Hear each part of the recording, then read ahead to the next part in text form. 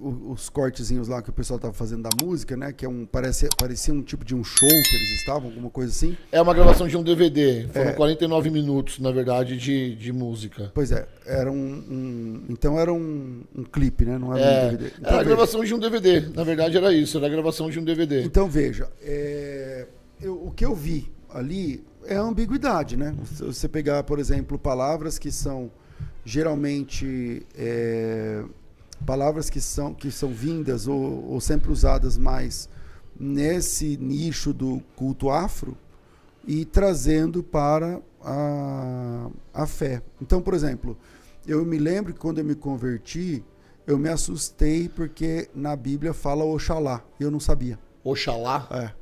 Mas no centro do meu pai a gente falava quase todo o trabalho. Oxalá. É.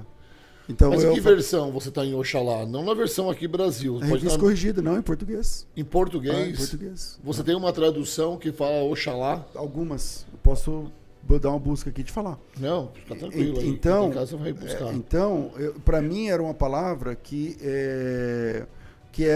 era vinda sempre tipo lá do culto afro e tal. Aí eu falei, Oxalá e tal, como assim? Do que tá falando tal? E aí eu fui pesquisar e falei, não, então é como se fosse um desejo, né, e tal, então tá tudo bem. Mas quando eu vi essa palavra essa primeira vez, eu me lembro que me deu um negócio, assim, eu tava lá no culto, o pastor foi ler o texto bíblico e mandou Oxalá. Falei, opa, peraí, onde é que eu tô mesmo? E aí depois eu fui entender que essa palavra, na verdade, se ela está na Bíblia, então é muito mais antiga do que a própria Umbanda, Umbanda que é uma religião brasileira. Né? De 1901, né? Você sabe que curioso, uns anos atrás, falando com a minha mãe, ela se batizou numa igreja pentecostal, bem pequenininha. Essas igrejas de interior, que tem 20 pessoas, sabe? Certo. 30 pessoas. E quando eu mandei um louvor para ela, do Morada, que fala Yeshua, né? Yeshua também. E aí, cara, ela mandou para mim e falou assim, Dodô, que música é essa que você me mandou que tá falando de Yeshua aqui? Eu falei, mãe, Yeshua. Você só vai procurar na Bíblia, Jesus era chamado de Yeshua, né? Vai em alguns, e vai em Mateus e Marcos, você vai encontrar isso, mãe. Ela falou, mas meu pastor nunca fez referência a isso. Você vê que algumas igrejas ainda, elas meio que pararam no tempo do estudo, né? Então, e algumas coisas ainda refletem de uma forma negativa. E aí você está falando de um texto que de uma palavra que é bíblica e hebraica, e aí o pastor nunca falou, porque talvez nunca teve a oportunidade de estudar e tal, tudo mais. Mas você vê que interessante. Para ela é um gatilho, porque Yeshua, ela fala, tá falando de Yeshua. Eu também tive essa impressão. É mesmo? Na minha época, exatamente. Mas dependendo de quem canta, né, velho? Você fala, o fonema sai diferente. Do que ele tá falando mesmo? Como é que é isso? Então, muito interessante.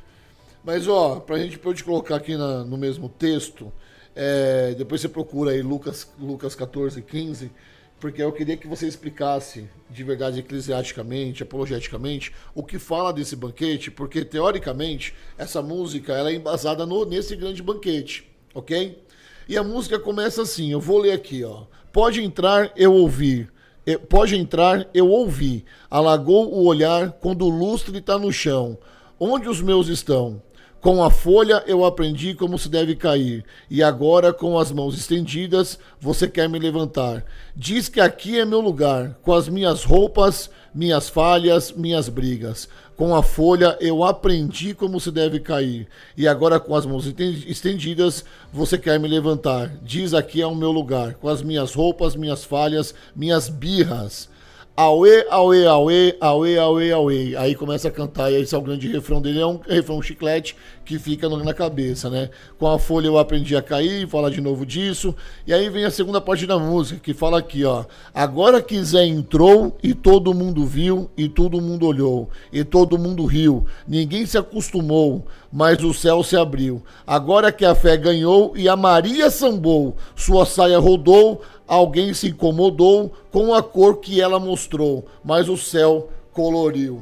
E repete de novo, agora que o Zé entrou, todo mundo viu e todo mundo olhou, e todo mundo riu. Ninguém se acostumou, mas o céu se abriu agora que a fé ganhou e Maria sambou. A sua saia balançou, alguém se incomodou com a cor que ela mostrou, mas o céu coloriu. Eu não entendi bulhufas do que está querendo dizer essa segunda estrofe aqui dessa música. Agora que o Zé entrou e todo mundo viu, e todo mundo olhou, e todo mundo riu. Cara, isso daqui na Umbanda é a manifestação de Zé Pilintra. Quando ele entra, que todo mundo ri, que todo mundo fica alegre, quando a entidade chegava a incorporar ali num Pai de Santo. E quando eu falar que Maria sambou, eu queria uma referência bíblica sobre Maria sambou. Sabe, porque para mim aqui tá falando ou de Maria Padilha, ou de Pombagira, que fica rodando com a saia. E alguém se incomodou com a cor que ela mostrou. Que cor que ela mostrou? Uma saia vermelha? Será? Porque até no clipe, até no vídeo, a moça que canta, uma das vocalistas do coletivo Candeeiro, estava de vermelho, fazendo alusão, talvez, às rodas de gira. Aí quem nunca entendeu a religião umbandista, talvez vai criar uma resistência, mas eu já fui de lá. Quando a saia rodada da Pombagira, que era uma saia vermelha, rodava, você imagina isso dentro de uma igreja, uma mulher girando com uma saia vermelha, vai incomodar quem tá lá, você entendeu? Porque existe a questão da moralidade. Todo mundo ri, porque a Pombagira, na hora que ela entra, ela dá aquelas gargalhadas, tal. Isso, enfim, eu acho assim, Rodolfo. É nítido que a pessoa quis trazer aqui uma ambiguidade, entendeu? De que uma coisa serve para isso, serve para essa fé e serve para a fé cristã e tal.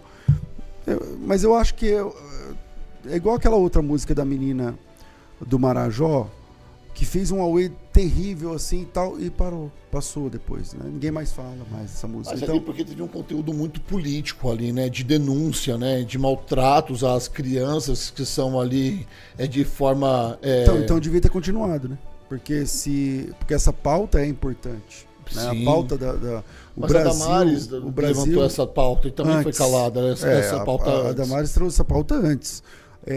O Brasil hoje é um dos países que mais tem o tráfico infantil para prostituição infantil e tudo mais, sim, especialmente no norte. Então aquilo que a menina falou era verdade. Agora, mas ninguém mais fala dessa menina. Ninguém mais fala dessa menina, dessa sim, moça. Então eu acho que daqui 2 meses ninguém mais vai estar falando dessa música. Mas não está cantando ela nas igrejas? Não. Assim como não está cantando a música da menina. Mas nitidamente a música da menina, César, você não vê que é uma diferença? Porque, por exemplo, aqui a gente está falando de uma coisa totalmente diferente da menina de Marajó, você entende? Aqui provavelmente é uma música que teoricamente vai alegrar a igreja, se ela for cantada e manifestada da forma certa, e a do Marajó não, é uma música mais... Então vamos lá. Então, é uma música mais triste. É um protesto. Perfeito, é um protesto. Perfeito. Eu acho assim, que essa música nova agora, como que chama essa música? Coletivo Candeeiro. Eu acho que ela vai ser cantada em algumas igrejas, essas igrejas que procuram o hype, né? Que procuram divulgar essas coisas. Tem infelizmente, que está procurando bombar. O que está no hype aí? É o missionário que tem 14 anos que fala bobagem? Então é ele que eu vou trazer. O que está no... Então, quer dizer, não há preocupação, não há curadoria para a pessoa... ir em algumas igrejas. Alguns pastores não têm curadoria nenhuma, não tem o cuidado, né? Não tem cuidado, não tem filtro nenhum para chegar e falar assim, é isso aí que tá bombando? Mas aqui tá falando de uma dubiedade com um culto que não é da fé cristã, tal. Não importa. Traz. Quantas pessoas, quantos views? Então, é na minha igreja que tem que cantar. Então, isso vai acontecer. Logo vocês vão ver esses caras cantando nessas igrejas que gostam desse tipo de... Igreja séria não vai acontecer. Séria, não vai acontecer. A gente fica ali numa linha tênue, porque eu não quero ser muito religioso quando eu começo a analisar essas coisas assim. sabe? Eu nem entro nessas discussões também, porque eu não gosto de religiosidade, sabe? Aquelas pessoas, tem que ser, o crente só tem que usar de terno e gravata e não sei o quê. Eu acho que isso fere muito as coisas que Jesus tem ensinado. Mas quando eu escuto, principalmente essa estrofe aqui, ela me incomoda. E ela me deixa um pouco sensível a algumas coisas. Porque você, César, você acredita que existam, tá? No plural, pessoas que escrevam e estão cantando hoje, que estão no mercado gospel, fonográfico, que faz essa música para ser tipo um infiltrado na nossa igreja, tipo, trazer um outro tipo de religião e se aflorar ali dentro. Claro. Não sei acredito. se você conseguiu entender, Acredito. sabe? Quer falar, eu vou escrever essa música gospel aqui e todo mundo vai cantar, mas essa música aqui eu tô dedicando ela a Satanás e ninguém sabe. Acredito que pode acontecer. Acredito que pode acontecer. Tempos atrás, eu não sou um cara da música, tá? Na verdade, eu escuto pouca música. Então, eu não sou um cara Se você começar a perguntar as músicas, eu não sei. Mas eu sabia que, pouco tempo atrás agora, o louvor que estava em número 1 das paradas, aí, acho que tipo do ano passado, retrasado, ele era um louvor feito por um cara que não é cristão, não é da igreja, não sei se ele é cristão, mas ele não é evangélico, e que o cara faz música do carnaval. Não sei se você lembra disso. Então, Eu lembro disso. Do carnaval, velho. O cara faz música de escola de samba. Uhum. Não é que ele é ex. Não, ele é pastor. Não, você não entendeu. Ele não é evangélico. Ok. E ele escreve pra música de escola. Não é que ele escrevia e agora ele é evangélico. Escreve. Não, ele escreve, fez um louvor e o louvor ficou em top 1. Todas as igrejas cantavam. Meu Deus, entendeu? Cara. Então isso acontece. Olha que comentário interessante aqui de quem está nos assistindo. Eu vou até ler aqui. É do Alves GD. Alves, obrigado pela sua audiência, tá? Eu prometo que eu vou ler algumas das perguntas das coisas que vocês estão colocando aqui. Muito obrigado pela sua audiência. Interessante o comentário dele, tá? Eu até concordo em parte aqui.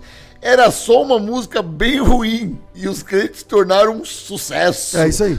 Falando muito para o mundo gospel secular. Triste, era só uma péssima música. Cara, eu sou obrigado a concordar com esse cara. Era só uma péssima música. Então, que todo mundo pegou e levantou. Falou, vamos colocar no hype aí. Os caras desse louvor aí, dessa música aí, tem que falar assim, obrigado aí os evangélicos aí, tal, porque fez nossa música chegar em lugares inimagináveis. Exatamente. Eu concordo, cara.